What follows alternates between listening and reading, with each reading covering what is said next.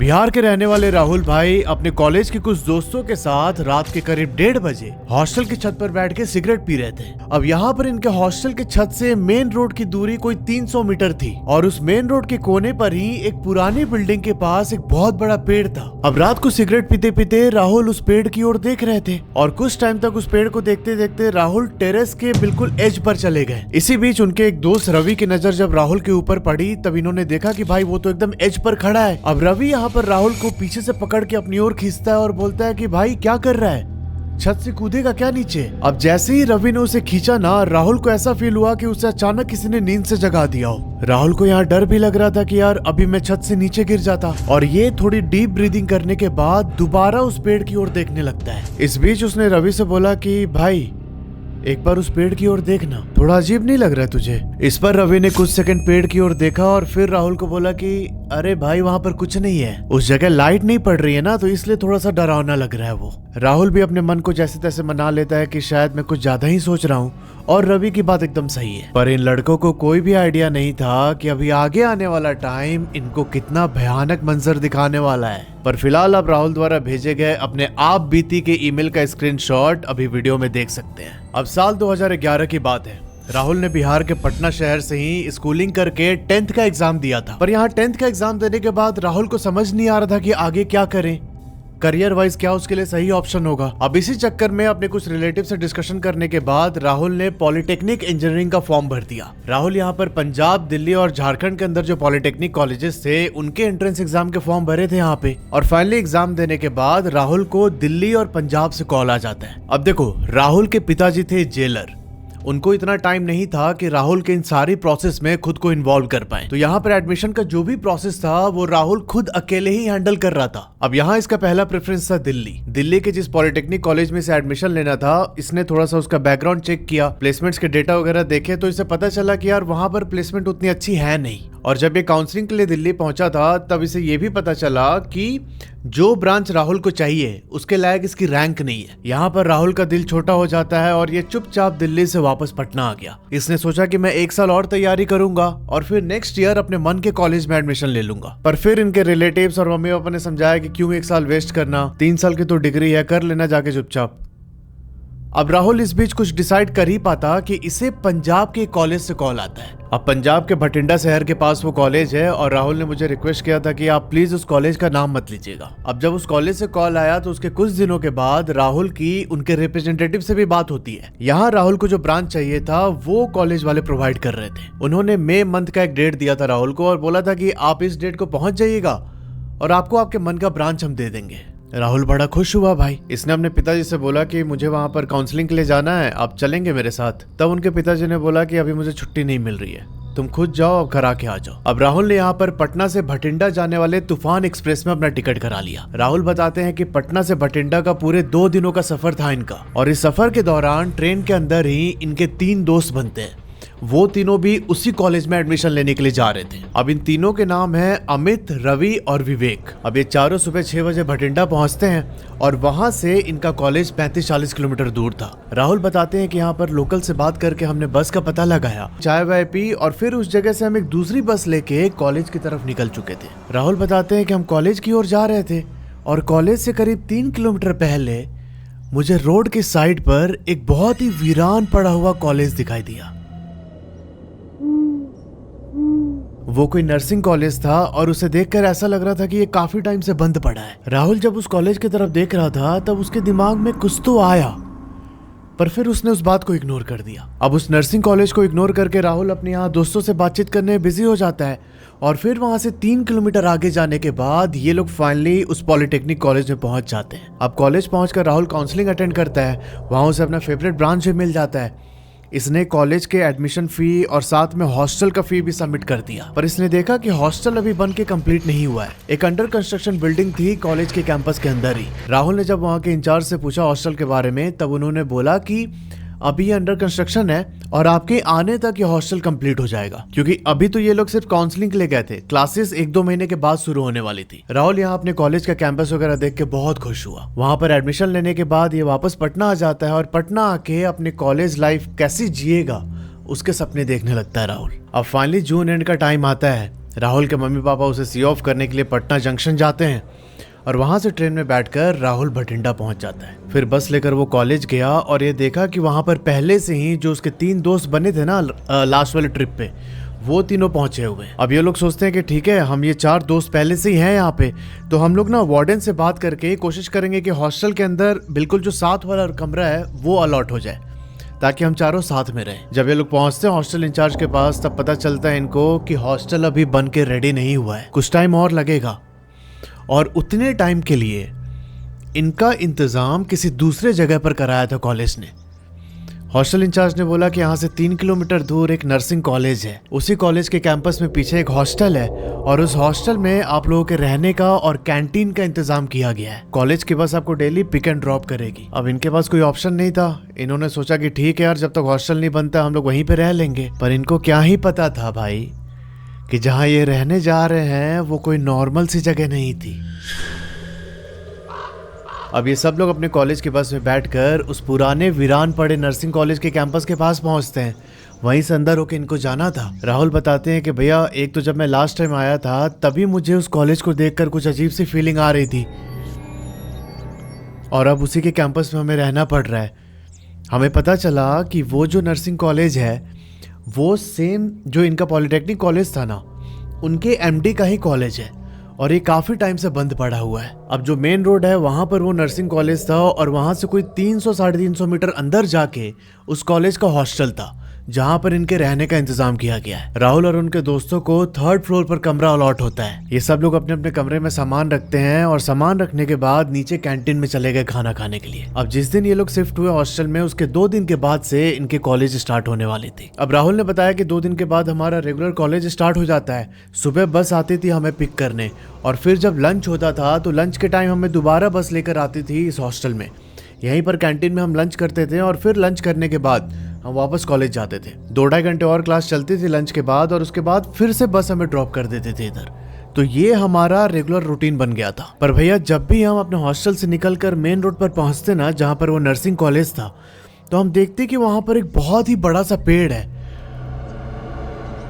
और उस पेड़ की ओर देख के एक ना डर का एहसास होता था अंदर। वो बहुत ही घना पेड़ था, मतलब नॉर्मली उतना घना पेड़ होता नहीं है, पर हम सब ने ज्यादा ध्यान नहीं दिया और उस चीज को इग्नोर करके हम अपने कॉलेज आना जाना करते थे। और इसी बीच रवि और राहुल के बीच में अच्छी दोस्ती हो जाती है। ये दोनों रूम पार्टनर भी थे और साथ में सिगरेट वगैरह पिया करते थे। तो मैंने बताया था स्टार्टिंग में कि एक रात राहुल और रवि हॉस्टल की छत पर बैठ के सिगरेट पी रहे थे, और राहुल उस पेड़ की ओर देखते देखते एकदम हिप्नोटाइज हो गया, और हिप्नोटाइज होके ये टेरेस के बिल्कुल एज पर जाके खड़ा हो जाता है। रवि से पीछे से खींच के बुलाता है और पूछता है कि भाई कूदेगा क्या यहाँ से। अब इस टाइम पर ना राहुल को इतना तो पता था कि भाई ये अपनी मर्जी से टेरेस के एज पे नहीं गया। राहुल ने रवि को एक्सप्लेन करने की कोशिश की कि ऐसा लग रहा था कि मैं यार हिप्नोटाइज हो गया उस पेड़ की ओर देखते देखते। पर फिर रवि वही बात बोल देता है कि यार भाई, ज्यादा अंधेरा है वहाँ पे, लाइट वाइट पड़ती नहीं है, इसके वजह से डर के कारण तेरा दिमाग काम नहीं कर रहा होगा अच्छे से। उस रात की बात को ये लोग इग्नोर कर देते हैं। ये लोग देर तक सोए रहे हैं और फिर दोपहर में लंच के टाइम ये सब कैंटीन में इकट्ठा होते हैं। जब ये लोग कैंटीन में इकट्ठा हुए तब रवि ने, जो इनके बाकी दोस्त थे अमित और विवेक, उनको बताया कि भाई कल राहुल के साथ ऐसा ऐसा हुआ, ये तो साला छत से ही कूद जाता, मैं पकड़ के खींच लिया इसको। तब यहाँ अमित पूछता है राहुल से कि भाई क्या हो गया था, ऐसा क्या दिख गया तुझे पेड़ पे। तब राहुल एकदम गुस्से से देखता अमित की तरफ, बोलता है तुम साला मेरा मजाक उड़ा रहा है, चल आज रात के टाइम तू भी बैठ मेरे साथ छत पे, फिर पता चलेगा कि मैंने क्या देखा। ये बोल के राहुल एकदम सीरियस होकर अपना खाना खत्म करता है और फिर उसके बाद चुपचाप अपने कमरे में जाके लेट गया। उस रात की बात धीरे धीरे हॉस्टल के बाकी बच्चों में भी फैलने लगी। उनमें से कुछ बच्चे राहुल का मजाक भी उड़ा देते, क्या तू तो डर गया, फट्टू है तू, ऐसे करके। अब राहुल इस चीज को लेके ना बहुत टेंस रहने लगा, चिड़चिड़ा हो गया था एकदम राहुल। अब ये सब करते करते 1 वीक निकल जाता है। फिर से सैटरडे आता है और अगले दिन संडे था, सबकी छुट्टी थी। अब इस सैटरडे को जब ये लोग रात को डिनर कर रहे थे, तब अमित जो लड़का था ना, वो राहुल को बोलता है कि अबे तू तो बोल रहा था कि तुझे डर नहीं लगता, तू रात को हमें कुछ दिखाने वाला था, तो चल ना हमें गेम खेलते हैं आज रात को 1 बजे वहीं हॉस्टल की छत पर मिलना, और मैं फिर बताऊंगा कि कौन सा गेम है ये। भाई वहाँ कैंटीन में और भी बच्चे बैठे थे। राहुल का ईगो यहाँ हर्ट हो गया, उसने बोला कि हाँ ठीक है। अब फाइनली रात के 1 बजे ये बच्चे ऊपर हॉस्टल की छत पे इकट्ठा हो जाते हैं। अमित बोलता है कि ठीक है, अब मैं गेम का रूल समझाता हूँ। अपने साथ टॉर्च लेके जो भी वो जो रोड के पास नर्सिंग कॉलेज है, उस कॉलेज के अंदर जाके चक्कर लगाएगा और फिर बाहर आके जो पेड़ है, पेड़ के पास से सिग्नल देगा कि हाँ मैं अंदर चक्कर लगा के आ गया हूँ, उसे मैं 1000 रुपये दूंगा। राहुल को लगा कि ये सही टाइम है अपने आप को मजबूत प्रूफ करने का। ये लोग इतना मेरा मजाक उड़ाता है, अगर मैंने ये कर दिया तो ये लोग मेरा मजाक उड़ाना बंद कर देंगे। पर राहुल बताते हैं कि उस रात छत पर एक और लड़का बैठा था जिसका नाम था एल्विन। एल्विन बोलता है कि मैं जाऊंगा पहले, क्योंकि उसको भी भाई 1000 रुपए की लालच थी। पर राहुल यहाँ बोलता है कि नहीं, मैंने पहले बोला तो मैं ही जाऊंगा। अमित बोलता है कि ठीक है, टॉस करो और जो भी टॉस जीता वो जाएगा पहले। यहाँ सिक्का उछाला जाता है और राहुल टॉस जीत जाता है। राहुल बताते हैं कि मैंने जोश जोश में बोल तो दिया था, पर जब मैंने एक नजर मारी ना उस कॉलेज की तरफ, तब मेरी फट गई भैया एकदम। पर यहाँ मेरी इज्जत का सवाल था। मैं एक टॉर्च लेके हॉस्टल वाले बिल्डिंग से धीरे धीरे चलते हुए उस नर्सिंग कॉलेज की ओर जा रहा था। इन्होंने बताया कि भैया हॉस्टल और उस नर्सिंग कॉलेज के बीच में एक बास्केटबॉल कोर्ट भी था,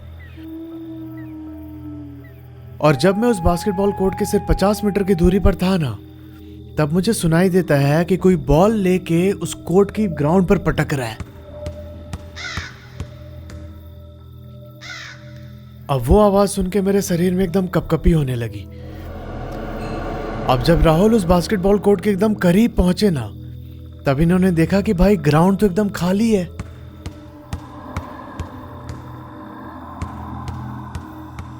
और धीरे धीरे जो वो बॉल ग्राउंड पर पटकने की आवाज आ रही थी वो भी फेड हो जाती है। अब ये सब कुछ राहुल प्रोसेस कर ही पाता कि इसके आसपास ना एकदम ठंडी हवा सी बहने लगी। राहुल बताते हैं कि भैया उस समय मुझे बहुत ज़्यादा डर लगा और मैं चाहता था कि मैं वापस लौट के चले जाऊं हॉस्टल। पर मेरे दिमाग में ये था कि अगर मैं वापस चला गया ना तो ये सब लोग पूरे 3 साल मुझे चिढ़ाते रहेंगे। मैंने हिम्मत करके टॉर्च उस पुराने नर्सिंग कॉलेज की तरफ किया और धीरे धीरे उसकी ओर बढ़ने लगा। पर इस बार जब मैं उस बास्केटबॉल कोर्ट से नर्सिंग कॉलेज की तरफ जा रहा था, तब मुझे एकदम क्लियरली एहसास हुआ कि भाई कोई मेरे साथ साथ चल रहा है। मेरी एकदम हिम्मत नहीं हो रही थी कि मैं अपने बाजू में देखूं कि कौन है मेरे साथ, पर मैं किसी एक बहुत ही बड़े चीज की प्रेजेंस फील कर पा रहा था। अब राहुल यहाँ धीरे धीरे चल के जो कॉलेज के पास वो पेड़ था उस पेड़ के करीब पहुंचते हैं, और जैसे वो पेड़ के पास पहुंचे इनके शरीर में एकदम सिहरन सी उठ गई।